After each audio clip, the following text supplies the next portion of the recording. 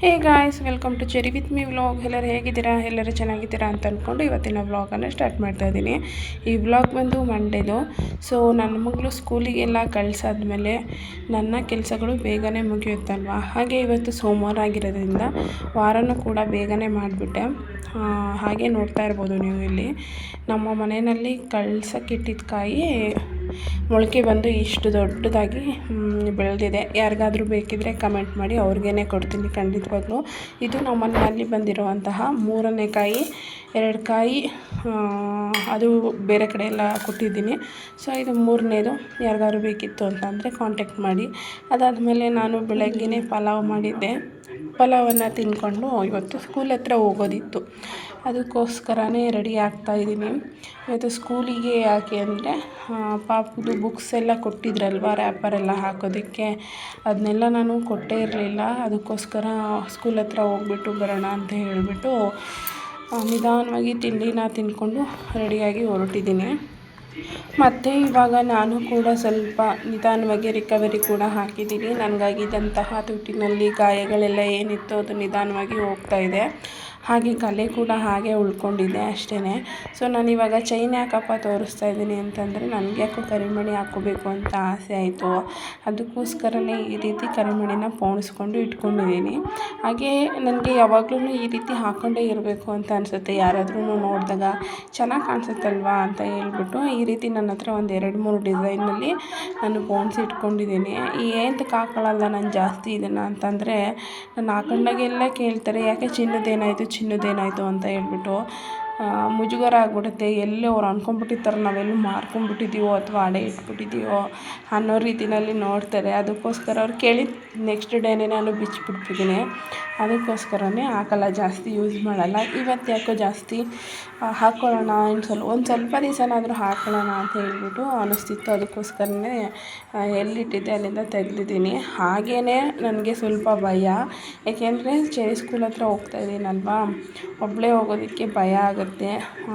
ನಾವು ಹೆಣ್ಮಕ್ಳು ಒಬ್ಬೊಬ್ಬರೇ ಓಡಾಡುವಾಗ ನಮ್ಮ ಜಾಗ್ರತೆಯಲ್ಲಿ ನಾವಿರಬೇಕು, ನಮ್ಮ ಹುಷಾರಲ್ಲಿ ನಾವಿರಬೇಕು.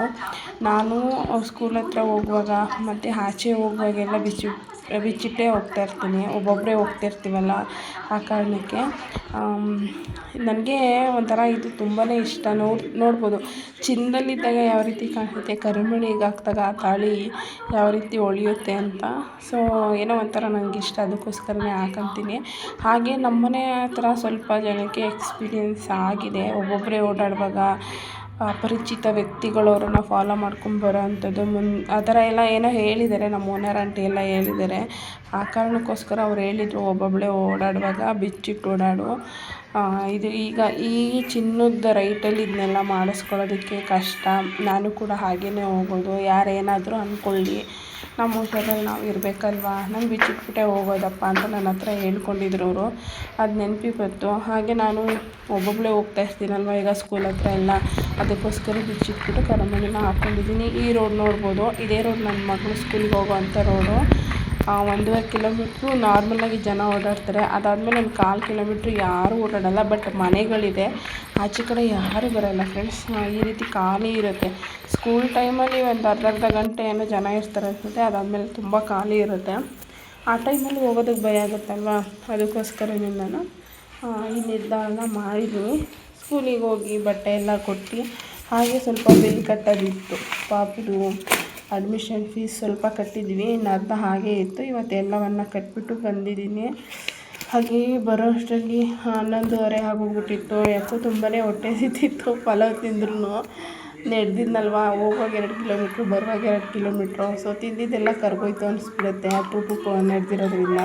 ಅದಕ್ಕೆ ಮನೆಯಲ್ಲಿ ಬಿಸ್ಕೆಟ್ ಇತ್ತು, ಹಾಗೆ ಹಾಲಿತ್ತು. ಹಾಲು ಕಲಿಸ್ಕೊಂಡು ಅಲ್ಲಿಗೆ ಬಿಸ್ಕೆಟ್ ಹಾಕ್ಕೊಂಡು ಈ ರೀತಿ ತಿಂತಾಯಿದ್ದೀನಿ. ಸೊ ನನಗೆ ಈ ರೀತಿ ತಿನ್ನೋದು ಅಂದರೆ ನಂಗೆ ತುಂಬಾ ಇಷ್ಟ. ಇನ್ನೇನು ಮಕ್ಕಳು ಬಂದುಬಿಡ್ತಾರೆ, ಆಮೇಲೆ ಅಡುಗೆ ಮಾಡೋಕ್ಕಾಗಲ್ಲ ಅಂತೇಳ್ಬಿಟ್ಟು ಅಡುಗೆಗೆಲ್ಲ ತಯಾರಿ ಮಾಡ್ಕೊಳ್ತಾ ಇದ್ದೀನಿ.